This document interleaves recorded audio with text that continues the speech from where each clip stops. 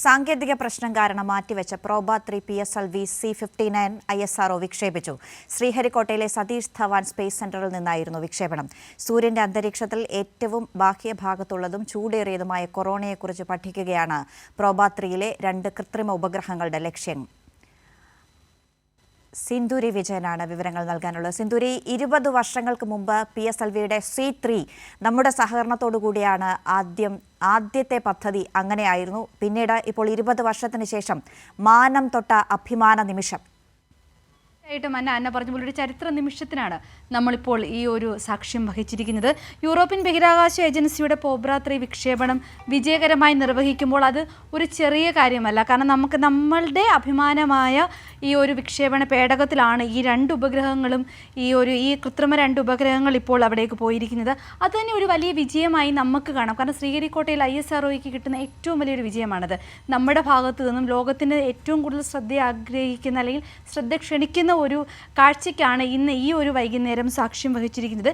ഈ ഒരു പ്രോബ-3യുടെ ഈ ഒരു വിക്ഷേപണത്തിലൂടെ ലക്ഷ്യം വെക്കുന്നത് പ്രധാനമായും സുപ്രധാനമായ ഒരു വിഷയമെന്ന് തന്നെ പറയാം. കാരണം സൂര്യൻ്റെ ഏറ്റവും പുറം ഭാഗമായ കൊറോണയെക്കുറിച്ചുള്ള പഠനത്തിന് വേണ്ടിയിട്ടാണ് ഈ 2 ഉപഗ്രഹങ്ങളും 2 കൃത്രിമ ഉപഗ്രഹങ്ങൾ അടങ്ങിയ പേടകം അവിടേക്ക് ഇപ്പോൾ കുതിച്ചുയർന്നിരിക്കുന്നത്. കൃത്രിമമായി സൂര്യഗ്രഹണം സൃഷ്ടിച്ച് അതിനുശേഷം ഈ ഒരു കൃത്രിമ സൂര്യഗ്രഹണം അവിടെ സൃഷ്ടിക്കുകയും അതിനുശേഷം കൊറോണയിൽ പഠനം നടത്തുകയും ചെയ്യുക എന്നുള്ളതാണ് ഈ ഒരു വിക്ഷേപണത്തിൻ്റെ പ്രധാനപ്പെട്ട ലക്ഷ്യമെന്ന് പറയുന്നത്.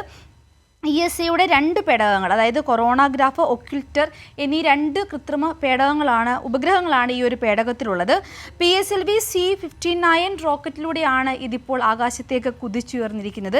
ശ്രീഹരിക്കോട്ടയിലെ സതീഷ് ധവാൻ സ്പേസ് സ്റ്റേഷനിൽ നിന്നും ഇന്ന് ഈ ഒരു വിക്ഷേപണം വിജയകരമായി പൂർത്തിയാക്കുമ്പോൾ അതിനൊരു ഇന്നലെ ആയിരുന്നു ഇത് കൃത്യമായ രീതിയിൽ വിക്ഷേപിക്കേണ്ടത്. പക്ഷേ ചില സാങ്കേതിക തകരാറിൻ്റെ അടിസ്ഥാനത്തിലാണ് ആ വിക്ഷേപണം ഇന്നത്തേക്ക് മാറ്റിവെച്ചത്. അതുകൊണ്ട് തന്നെ ഇന്നലത്തെ ആ ഒരു സാങ്കേതിക തകരാർ ഇന്ന് ആവർത്തിക്കും എന്ന് തുടങ്ങി ചെറിയ ചില ഭയങ്ങൾ, ആശങ്കകളൊക്കെ നിലനിന്നിട്ടുണ്ടായിരുന്നു. എങ്കിൽ പോലും അവസാന നിമിഷം യാതൊരുവിധ പ്രശ്നങ്ങളുമില്ലാതെ വിജയകരമായി തന്നെ PSLV C-59 പ്രോബ-3യുമായി ആകാശത്തേക്ക് കുതിച്ചുയർന്ന കാഴ്ചയാണ് നമ്മൾ ഏവരും കണ്ടത്.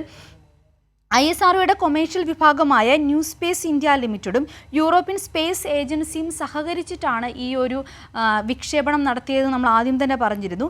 നമുക്കറിയാം ഈ ഒരു വിക്ഷേപണം വിജയകരമായി പൂർത്തിയാകുന്നത് ഈ ഒരു പഠനത്തിൽ നിന്ന് ലഭിക്കുന്ന വിവരങ്ങളുടെയും കൂടി അടിസ്ഥാനത്തിലാണ്.